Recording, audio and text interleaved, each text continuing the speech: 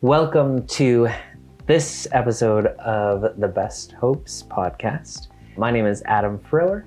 And I'm Cecil Walker. Today, this is episode 2, and what we really wanted to spend some time doing today is talking a little bit about just kind of the basics and foundation of what hope is and why we have dedicated an entire podcast to the idea, the concept of hope. And so I'll just kick us off with just kind of a textbook definition. And as I start us off in that way, I'll say this is actually a really narrow definition that throughout this process we're really going to expand quite a bit on. But this will give us a jumping off point.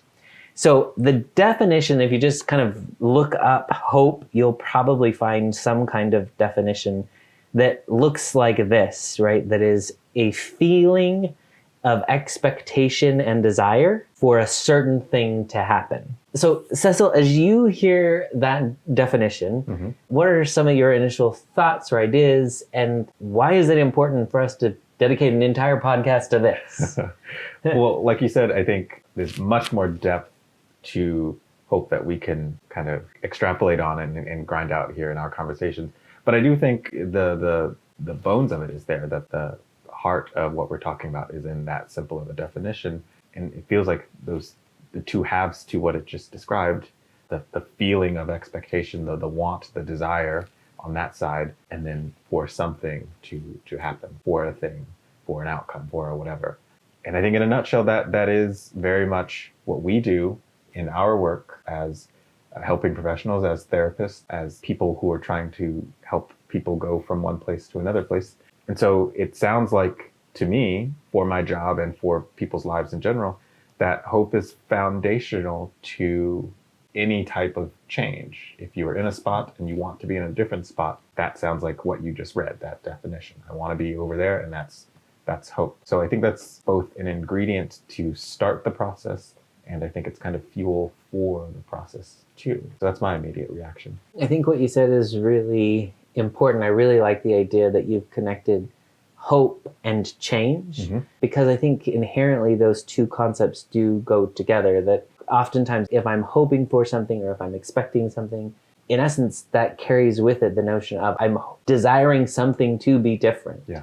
And I think that's really impactful, because I think in this life, right, we're kind of always pushing for what's next, or what could be, or what do I want? How do I want to be? And I think one of the things I think is fascinating is really change is constant. Change is always happening.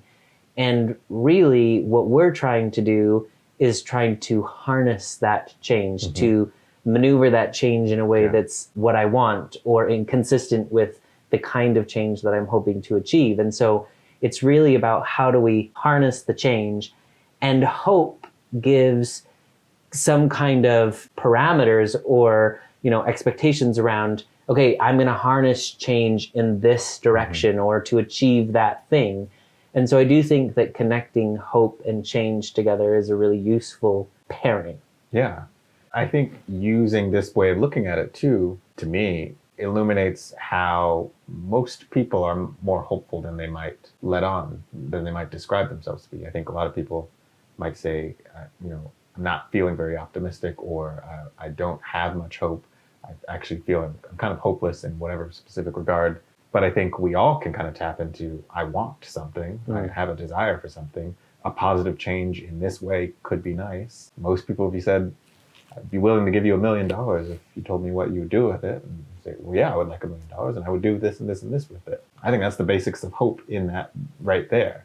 So even if someone is they're feeling down and they're feeling destitute, or they're feeling like I have no reason to expect good things to happen or some positive change to happen, but I still very much desire that, I think they're much closer to what we're talking about here, this raw ingredient for change, than they might even realize. So if we're all in contact with hope, I think that means we're also all in contact with the possibility of change. So I have a question, because part of that definition that we haven't really touched on yet is the very first part, which is a feeling. What do you make of that? Is hope a feeling? I think hope is a lot of things. It can be a feeling, but I know it can be lots of other things too. Sometimes it's like a frame of expectation. Like I don't know if your parents ever talked like, I would hope you would do such and such in this situation, or I hope you made your bed, or something like that. It on one way, other side of the spectrum, I think it can be kind of like a frame of expectation. But I know it could also be this thing inside of you. I'm hoping for a miracle. I'm hoping that somehow, some way outside of what I'm seeing right now, something will change, something will happen, something will take place to change this situation, change my experience right now. I think that very much could be a feeling. But I think just saying it's only a feeling feels kind of limiting. I think it has the possibility to be more than that. Huh. You used a phrase that I just want to have you explain a little bit more, because you said, I think it could be a lot more than that. When you say more than that, do you mean like more as in better, or more as in additional to? Both. I think you could say hope is a feeling and it's these other things. And I think you could say there's actually more depth to it. There's more levels to it. A feeling is initial ground level, and there's more to build up from there on. That doesn't fully answer your question, but I think my answer is both. Okay, well, knowing where we're going with this ultimate podcast, I know that we're going to break down. I'll just give you listening just a little bit of a snippet of an idea. We're really going to pull apart hope, and I think you're right. Like, get to the more. It's more than just kind of that surface of like an expectation that I have or a feeling that I have.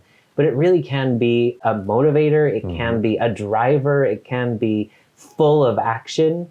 I think there is much more to that. And so one of the things that I think is also a bit limiting to that definition that we read is that, so just as a reference again, it says a feeling or expectation, a feeling of expectation and a desire for a certain thing to happen. And I think that is a narrow, like if I just have this hope or this expectation or this feeling of like, I want this one thing, I think that's a really limiting perspective. I think we could channel our hope for a specific thing, but I think sometimes hope is broad of like, I want to experience the world in this way, or I want to be this kind of a person, and so I think this definition, although on the surface it seems really fine, it's hard to encapsulate what hope is in a single sentence. Yeah, I think maybe you captured what I was picturing down the line for, well, what is hope then? Which I guess is the point of this conversation. But I feel like it is this thing that can show up in so many different ways and make a difference in so many different ways and be, all these different levels of things for people and inside of people. I actually think it's very hard for a sentence to kind of capture it. But I guess that's the whole point of all these conversations that we're going to be having, is that it can take many different forms and have many different dimensions to it. But I think the unifying thing is that what we've already kind of said, if there is something that can be simplified about it, it's a component to a change process.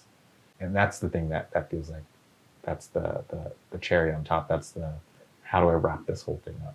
So that then leads me to kind of the other part of this is, why is hope important? I guess, why do we need hope? It's a great question, but it's also like why do we need water kind of thing? It's a fantastic question. And at the same time, from just like a layman's perspective, it's, well, I need to have something to hope for. I need to have something. If I translated that over into, I can be a nerd for like biological, physiological, neuroscientific type stuff. And I love reading about like dopamine and a lot of these different, physiological processes that happens in people, especially as it relates to psychology and behavior and stuff like that. And that's something that a lot of people in their research have answered, is what happens when you don't have dopamine, which is, the physiological equivalent of fuel for getting something done. It's that thing that makes you feel like, I want to move toward something. You're hungry if you're, goal seeking, if you're looking for a partner, if you've got a to-do list that you want to get done. dopamine is what helps you move towards the thing that you want to. It's that feeling of anticipation. It's that feeling of maybe in some context you can call it excitement for something. But without it, you do nothing. Even if you want the outcome, even if you can say to be in that place over there would be objectively better than to be in this place here, you still don't move towards it. And we've done lots of experiments with mice and things like that, where if they modify them to be without dopamine, they don't eat. Even if the food is right in front of them, they don't eat. They don't seek a partner. They don't do things that are stimulating for them or play, with the things in their cage.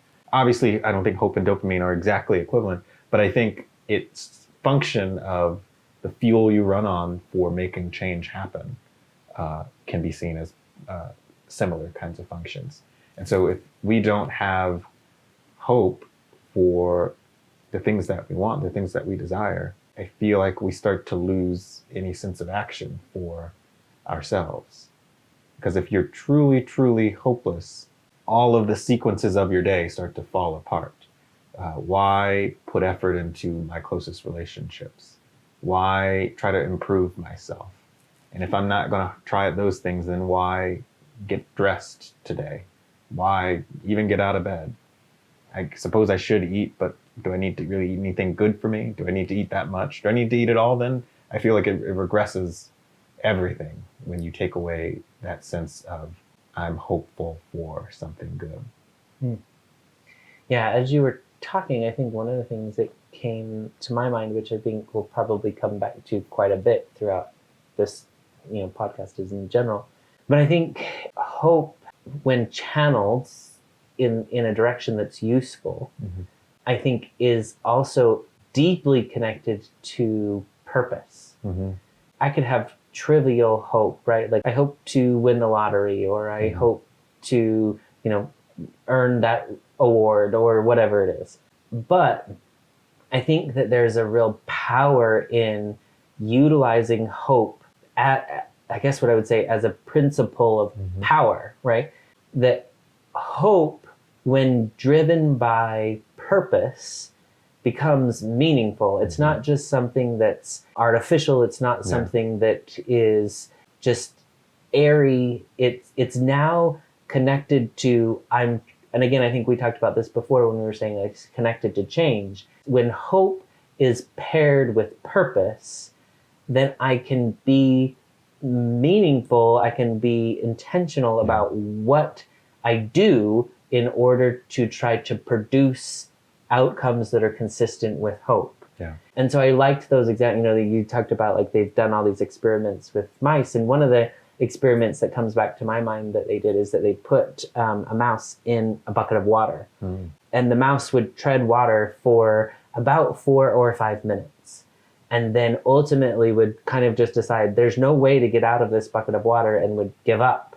And so then would drown pretty quickly. And other times they would let the mouse kind of swim around in there for a while.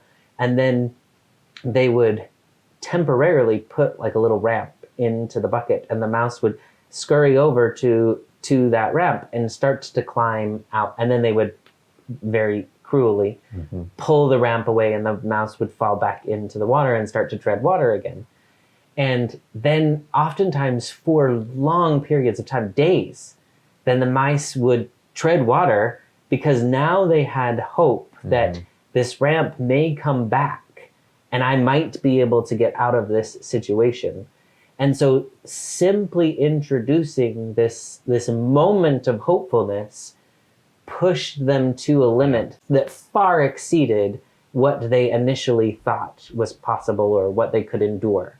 I think that idea is the same for us, is that when we have hope, but it's also meaningful hope of like, I could survive, I could get out of this, I could change my situation for something really useful, then we can endure, then things that we suffer all of a sudden make sense and they're contributing to my journey of becoming, instead of things that are tearing me down. And I think that hope, when it's paired with purpose, also gives meaning to what I do, and that changes the way that I act throughout the process. Yeah.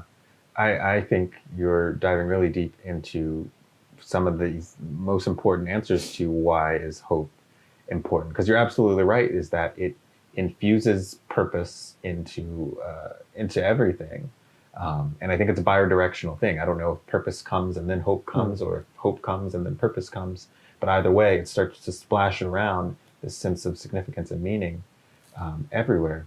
And in a lot of ways, I think hope is, I don't want to box it in by saying this, but so maybe this is just one of the many facets of it, but it seems to me to be really like the antithesis, the opposite to anxiety, to a fear, to a worry, because in just what you described, hope can transform. It's not just heavy on the side of where you're going, where you're trying to be, but it feels like it transforms where you already are too. Because those mice and what you were just talking about were in both scenarios in a bucket of water, but one of them was under the expectation that there's a way out of this. There's something I can do about this situation, which changes the meaning of this situation to me. This is not an inescapable nightmare that's going to lead me to my doom. This is just a moment that I have to do something about, that I'm going to have to muster up whatever it takes to deal with this moment. And there's some sense that I can, that, the mice in those scenarios, at least that particular one, saw that I could do something about this, so I know that I can. And I say that's the opposite of anxiety, because I think anxiety does the flip side. It tells you that you should be worried, and that there's a possibility of bad things. What your expectations here should be for something negative, and any sign of those potential negative possibilities are only going to inflame it and heighten it. So I feel like that pulls you in the opposite direction. So in short, yes, I think you're absolutely right. There's something weighty to hope that I feel like at first glance a lot of people might be overlooking, but this might be getting ahead of us. But I have a question for you that I think would be on people's minds as they're kind of listening to this conversation is there something you can do about how much hope you have? I guess the shortest answer is, yeah, I think there is. I think the way that I would summarize it is context matters, right? I can practice something and I can see improvement. If it's something, simple, let's say like I'm trying to shoot a basketball. So I throw a free throw after free throw after free throw. The fact that I am doing that over and over and over is evidence that hope exists. Yeah. But hopefully by doing that, I see hope increase, right? That I get better, that my muscles get trained to that particular exercise. Perhaps I even get stronger, and so my capability of doing that goes up.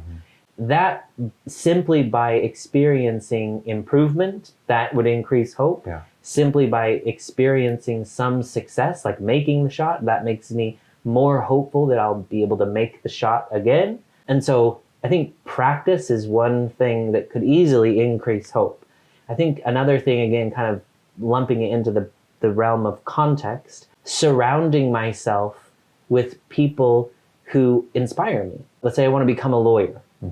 Well, surrounding myself with people who are already lawyers, or surrounding myself by people who are pursuing becoming lawyers, that's going to increase my hope. I'm going to hear things from them of like, oh, when I encountered that, this is what I did to overcome that. Or now that I'm a lawyer, I'm able to do these kinds of things. And then I start to look with anticipation of, I can't wait till I get to do those things. Or I'm glad that I was able to learn from this person this thing that's going to help me to be, it's going to make my path to lawyerhood even easier or smoother.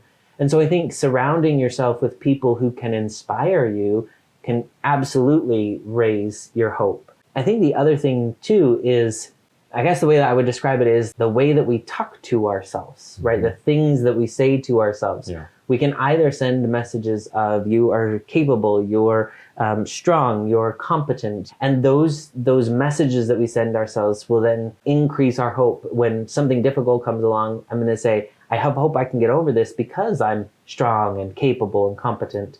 Versus if I tell myself, belittling things, you're stupid, you're not worth much, nobody wants to be around you anyway. When difficulty comes, I'm going to encounter that difficulty with a lack of hopefulness, because I'm going to say those things. You're stupid, you're not worthwhile. Nobody wants to be around somebody who's not going to be able to overcome this. And so I think the internal dialogue that we give to ourselves, that can increase our hopefulness when the need for hope comes around. Yeah, I really like how you used all of these many examples of extending and changing the amount of hope, the kind of hope, the relationship to hope that people can have. And I actually kind of think that this still answers your initial question of, why is hope important? In some ways, I always try not to be too reductionist, but in some ways, I think that's nearly all of the job that we're doing as therapists. Because if I really step outside of the interaction and really zoom out of the process of therapy, there's virtually nothing that I'm very physically doing for them. If I go to see a doctor, they might prescribe something, they might do a treatment method that literally physically treats the thing that I have. Or they might prescribe I go see a specialist and that person does some type of analysis or prescribe something themselves. There's something very literally being applied and intervened. Even in hard and fast, quote, interventions in therapy are conversational still. They're still maybe even behavioral, practicing of how to embody an idea or a concept. But I'm not going home with them and saying, I'm going to talk to your family members who are mistreating you. I'm not reminding them, make sure you eat a healthy meal and go to sleep on time. There's nothing that I'm literally doing for them other than having a conversation with them. And the only outcome from that conversation that I can see is their relationship to hope changing. And that embodies all those things that you just described. They start to see themselves differently. And so I can't make their home life any easier. I can't change their relationships solely on my own by myself. I can't change their, biochemistry. I can't do anything literally for them other than influence or help be a part of a conversation that influences their relationship with the hope that they have. So I think that is evidence of what you're saying as being totally true. You made me think, as we kind of get close to the end of this, about one question that I imagine we'll come back to this in greater depth as we go, but could hope ever be a bad thing, right? Could I have, so far we've talked about this hope as like a motivating force or something that could move us to do good, to harness power, to move in the direction of change that we want to move. And I think sometimes people will say, I don't want to build up false hope, or I don't want to give somebody false hope, or something like that. And so it makes me wonder, is there a time where hope might be unhelpful? It is, I think, in my personality, in my nature to say I'm open to hearing someone try to explain from a different perspective. But it's in my full intellectual and professional opinion that no, it can't be a bad thing. I don't even think there's a such thing as false hope. I don't even know what that would really mean. I'm hoping for something that feels far. Is that what people mean when they say false hope? Or I'm in a situation that I shouldn't have a want of something better. I shouldn't be reaching to be a different kind of a person or to have a different kind of an outcome. I just can't see how that would ever be a waste. I could always see pushing towards the best possible as helpful and useful and necessary. If I play devil's advocate for just a second, what if I hope for something and I really strive for it and I put all this energy and effort into it? I'll use a very tangible example of what if I'm trying to be on the Olympic team, right? And I work so hard and I put all this energy and effort into becoming this thing. And then I go to the final round of the tryouts and I don't make the cut. And now I'm not on the Olympic team. And the result is I am devastated and I end up being depressed and I lay in bed for weeks and I disconnect from my family members. And isn't that false hope of I could have achieved this thing and I didn't achieve this thing, and now some might even say it's ruined my life because I dedicated all this energy to hoping for this and it didn't work? I think numerous responses to that scenario. I'll try to keep it concise. One, I think in hoping for a certain kind of outcome, it's not just that one specific literal thing that your hope is tied to. I think you want the kind of life that entails that thing. You want to be this achieving high-level Olympic athlete. Well, I'm assuming you also want the notoriety that comes with that, the sense of accomplishment that comes with that, the being in peak performance kind of lifestyle that comes with that. Everyone around you feeling inspired by you. I think you want that comes with that. Being able to give back and say, here's how I did what I did. You want all the things that come along with that and not just the thing itself. I'm sure you very well want the thing itself too, but I don't think that single tiny individual thing is the only thing that you're wanting there. You're wanting the life and the version of yourself that is attached to those things. And that leads me to another point, is that wasn't for nothing. Life still happened on the way from wherever you started to that disappointing moment. And that entire space of time and the life that you lived in that space was perfectly in line with what you were saying your desires were for yourself. You were working towards being an Olympic athlete, and you got to enjoy and soak up and be in that space for all the space that it took to get up to the point of that moment that turned out to be disappointing in some ways. I would go on to say too, that that wasn't false hope, because hope isn't about being able to predict the future. It's about stretching yourself towards something. And I think you inherently were a better version of yourself for stretching towards something you're passionate about and you find important. I would say there's a new process of hope that probably needed to take place in the moment where you felt yourself facing disappointment. Perfectly fine to grieve something that didn't work out the way that you wanted it to work out, but why should hope stop there? Why can't you still also say, here's who else I want to be, here's what else I want to do, here's the next thing I still see for myself, wanting that to become my reality. Yeah, I think that's really important, and I think hope doesn't guarantee that you'll achieve an outcome. Yeah. But hope is a motivator for action. And I think inherent in that, I think an important distinction in that is that just by trying to become an Olympic athlete, that changed me, right? Perhaps I have now more dedication. I've been getting up every morning to practice my sport, right? Perhaps it's going to improve patience. I have put off my everyday desires, right, to maybe go spend time with my friends or to whatever, because I'm pursuing this thing. And now I've built up the skill of perseverance or patience or whatever. But I think also in there's an opportunity for resilience of encountering difficulty or challenge or letdown and realizing I can overcome that. And so sometimes the person I become in the pursuit of something, that's still a very worthwhile outcome of hope. It's not the outcome I was wanting or the outcome that I was expecting, but there is a beneficial outcome even if what looks like failure occurs. And so I think, again, kind of going back to that initial definition of a feeling of expectation and desire for a certain thing to happen. I can have that desire, I can have that feeling for that certain thing to happen, but hope isn't only contingent upon the realization of that outcome. Yeah, I think people live that in so many ways all the time. You want the best, but life plays out the way that it plays out, and that's still your life, and that's still guiding you in ways that you can be really pleased with and really feel a lot of purpose and meaning in those things. I'm just thinking of a specific example for myself. I went into undergraduate thinking I wanted to do something with music, and I thought it'd probably be safe to minor in it. It just so happened that my advisor was the head of the music department, and so one conversation with her and I walked out majoring in it, which I think that was just circumstantial. I don't think that was anything to do with what I actually had planned to go there to talk about. And now that I was majoring in it, and I also double majored in psychology as well, I didn't think I could be a professional musician, but it was at the back of my mind the whole time that I was studying and making my way through college.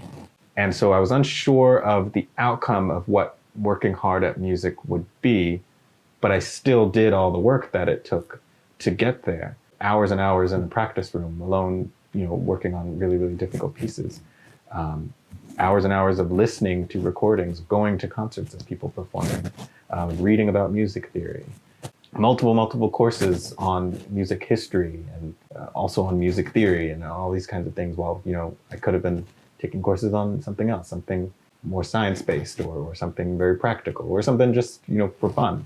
Obviously, I didn't go that route. I'm not a touring musician. I'm not a performer. I'm not someone who sees myself as that has been the pinnacle of the outcome of all of that work. But I do find that experience deeply valuable, and I like the version of myself who has lived through that.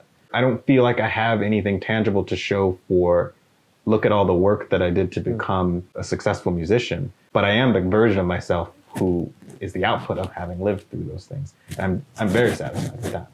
Yeah. I think that's really valuable, is to think the outcome isn't necessarily contingent upon the hope. Right. Could achieve something that I never even imagined that I would achieve. Well, wonderful. I think that's a good place to begin. We'll talk in episodes to come about a whole host of things around why we're looking at it in this way, different types of hope, different outcomes of hope, all of those kinds of things. But I hope this explanation, this definition of hope, our discussion around it has been helpful. If you have thoughts or opinions, please let us know. We'd be happy to hear your feedback about this process. But in the meantime, go out and live a hope-filled life.